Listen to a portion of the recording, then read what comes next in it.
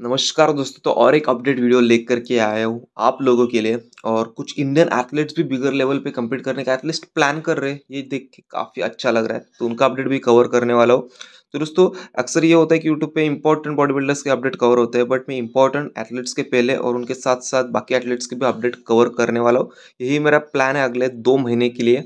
तो चलिए हम स्टार्ट करते हैं माइकल क्रिजो के अपडेट से। तो दोस्तों, जैसे ही उन्होंने इस साल एम्प्रो क्लासिक में कम्पीट किया था, उन्होंने एक श्रेडेड फिजिक दिखाई थी, सेपरेटेड फिजिक दिखाई थी, ड्राई फिजिक दिखाई थी, जो कि वो अक्सर नाकामयाब होते हैं बिकॉज उनकी फिजिक स्टिच पे सॉफ्ट लगती है, राइट। बट दोस्तों, वो फिजिक देख के काफ़ी सारे लोगों को उम्मीदें आनी चालू हुई है माइकल क्रिजो की तरफ से कि माइकल क्रिजो इस साल टॉप 5 टॉप 8 क्रैक कर जाएंगे फिर, या फिर ऐसा कुछ डोमिनेंस करेंगे स्टेज पे कि बाकी सारे एथलीट को वो डोमिनेट करेंगे अपने 3D लुक से, अपने वैस्कुलरिटी से, अपने फुलनेस से। तो आप उनकी रिसेंटली लेग डे की अपडेट देख सकते हो। उनका लेग डे था एंड प्रॉपर तरीके से मुझे लगता है ये अपडेट देखे कि थोड़ा सा डिप्लेशन मोड में तो वो डेफिनेटली चल रहे हैं। थोड़ा सा बॉडी में कार्ब्स कम है, but at the same time जब मैं ये फोटो देखता हूँ मुझे लगता है कि वो बिल्कुल फुलर चल रहे हैं बिकॉज माइकल क्रिजो की बॉडी की एक क्वालिटी ऐसी है कि वो हमेशा फुलर लगते हैं। कभी भी ज़्यादा डिप्लेशन मोड में रहेंगे तब भी जब वो मोस्ट मस्कुलर पोज को हिट करेंगे वो फुलनेस कैरी करते हैं। और लेग्स में बिल्कुल गाइज ऑन पॉइंट कंडीशन है, जैसे 38 डेज बचे ओलंपिया के लिए। तो उस हिसाब से काफ़ी बेस्ट फॉर्म में ऐसे मुझे लगता है। और उनको डेफिनेटली उनका भी माइंडसेट यही होगा, अप्रोच यही होगा। जो इम्प्रो क्लासिक में फिजिक उन्होंने शो करी थी, उनको वही फिजिक या फिर उससे बेहतर फिजिक ओलंपिया में दिखाने होगी, राइट। तो दोस्तों, Derek Lunsford, Samson Doda, Hardy चुपन, ये बाकी सारे एथलीट्स जो आ रहे हैं, जैसे कि ब्रैंडन करी भी हो गए, जो बहुत सारे एथलीट टॉप 8 में टॉप 10 में रहते हैं, उनके सामने आपको लगता है माइकल क्रिजो टिक पाएंगे या फिर वो उन सबको हराएंगे इस साल? डेफिनेटली आप आपका थॉट कमेंट में रखना। तो दोस्तों, अगर आप चैनल पे नए हो देन गाइस प्लीज़ चैनल को सब्सक्राइब कर दो यार, बिकॉज मुझे नहीं लगता कि अभी फिलहाल इंडिया में ऐसे यूट्यूब चैनल्स है जो कि research content plus updates cover करता है। मैं सारे कंटेंट्स कवर करता हूँ, आप चैनल पे जाके देख सकते हो। तो आप चैनल को सब्सक्राइब भी जरूर कर देना। और मैं जॉब के साथ साथ वीडियोस भी बना रहा हूँ, मैं कोई सिंपैथी नहीं पा रहा हूँ आपसे, बट अगर आप मैं क्वालिटी प्रोवाइड कर रहा हूँ देन उसके बदले में मैं जस्ट सब्सक्राइब करने वाला हूँ। So guys, second update from Narendra Yadav. तो दोस्तों, इन्हीं के बारे में बात कर रहा था मैं वीडियो के स्टार्टिंग में। और हो सकता है कि ये प्रो क्वालिफायर शो में कम्पीट करे अपने प्रो कार्ड के लिए, जैसे उनने 2021 में खेला था। तब फाइनल्स में उनकी मेडिकल कंडीशन कुछ डाउन हो गई थी, कुछ इशू हुआ था उनकी हेल्थ के साथ, इसलिए उन्होंने फाइनल्स में कम्पीट नहीं किया था। बट डेफिनेटली प्रो कार्ड की तो दावेदारी ये बन सकते हैं, उस लेवल की फिजिक ये कैरी करते हैं।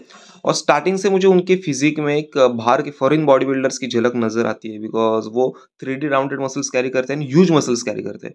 बट फिर भी लेग्स में डिसबैलेंस आपको दिखेगा।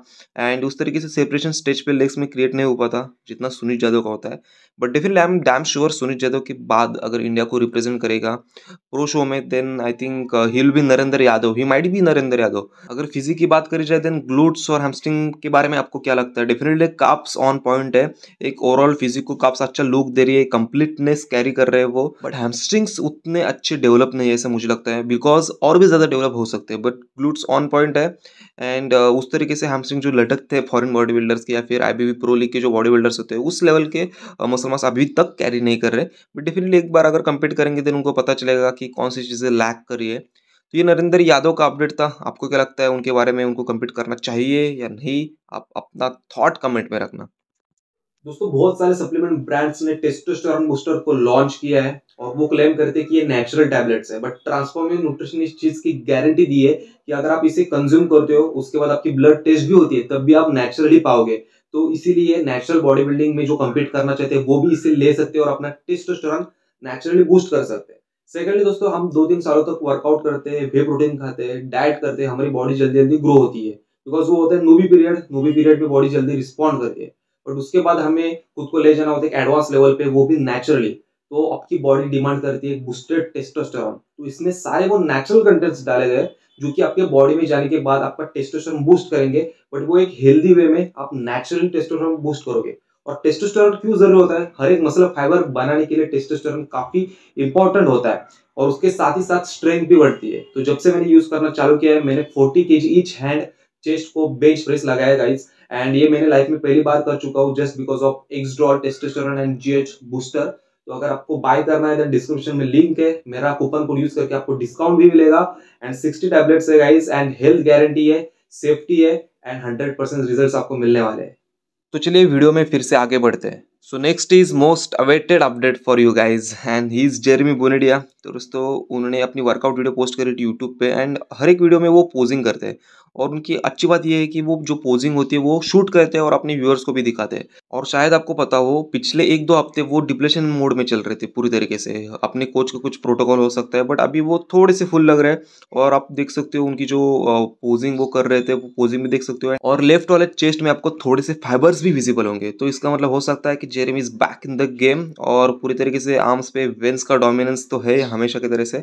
वेस्ट बिल्कुल एकदम छोटी हो गई है, टाइट हो गई है एंड देखना तो यही होगा कि एरन बैंक्स के साथ वो क्या एक बोलते हैं ना माइंडसेट लेकर के आते हैं। तो दोस्तों एज ऑफ नाउ मुझे लगता है Aaron Banks is the face of men's physique, definitely he is representative.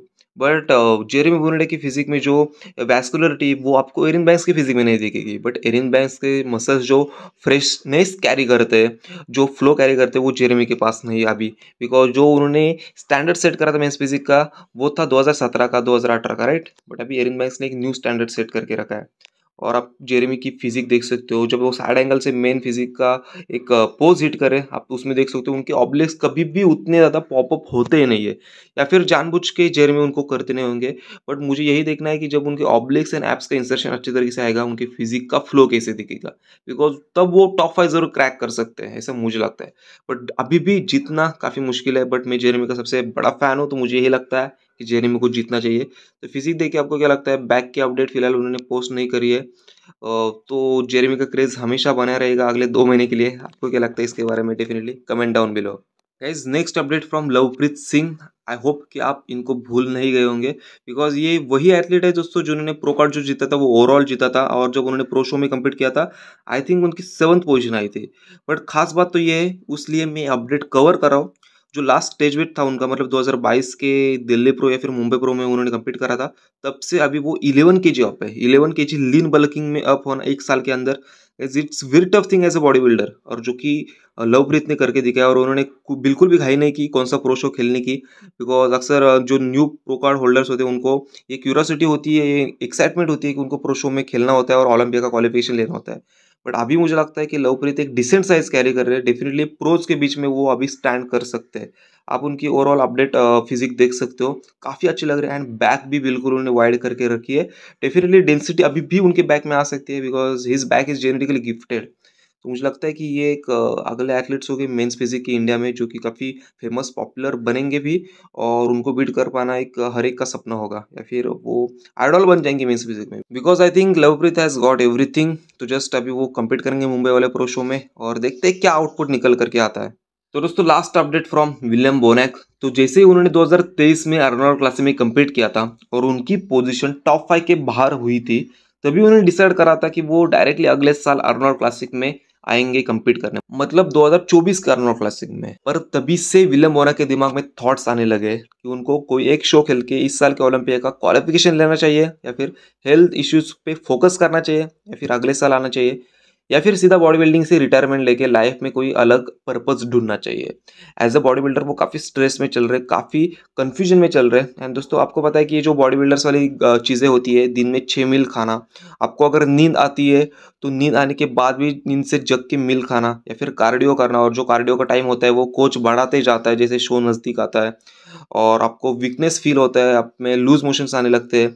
ये सारी जो चीज़ें होती है, वो जो टॉर्चर रहता है वो विलियम बोनैक काफ़ी मिस करे। और विलियम बोनैक कहते हैं कि something is still remaining in the tank. अभी भी उनके मन में, उनके दिल में वो डिज़ायर है, उनके पास वो माइंडसेट है, वो अप्रोच है बॉडी बिल्डर वाला कि वो आके कमबैक कर सकते हैं और अच्छी एक शोज भी जीत सकते हैं एंड डेफिनेटली ओलंपिया में अच्छी पोजीशन भी ग्रैब कर सकते हैं। तो मुझे लगता है कि वो माइंड से तो रिटायर नहीं हुए, वो डेफिनेटली कम्पीट करेंगे। पर क्या आपको लगता है वो इस साल के ओलंपिया का क्वालिफिकेशन लेने के लिए कोई शो में कम्पीट करेंगे या फिर नहीं? आप डेफिनेटली कमेंट्स में बता सकते हो। तो मैंने बॉडी बिल्डिंग वाले सारे जो चीज़ें बताई जो कि बॉडी बिल्डर्स फेस करते हैं, वो सारी चीज़ें विलियम बोनैक मिस करे एंड विलियम बोनैक कहते हैं I am incomplete without them. तो इसका मतलब क्या हो सकता है कि डेफिनेटली विलियम बोनैक के अंदर अभी भी वो इच्छा है, अभी वो जज्बा है, अभी भी वो डिज़ायर है कि वो कम्पीट करे आके। तो डेफिनेटली अगले टाइम वो कम्पीट करेंगे, हमें लगता है उनका बेस्ट वर्जन उनको शो करना चाहिए जो कि वो करेंगे और अपने फैंस को अलविदा कहेंगे।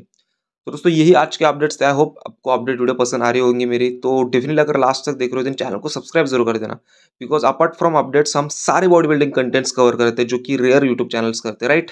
सो आप चैनल को सब्सक्राइब जरूर कर देना। Thank you so much for watching it. See you soon, love you all and stay tune for the next.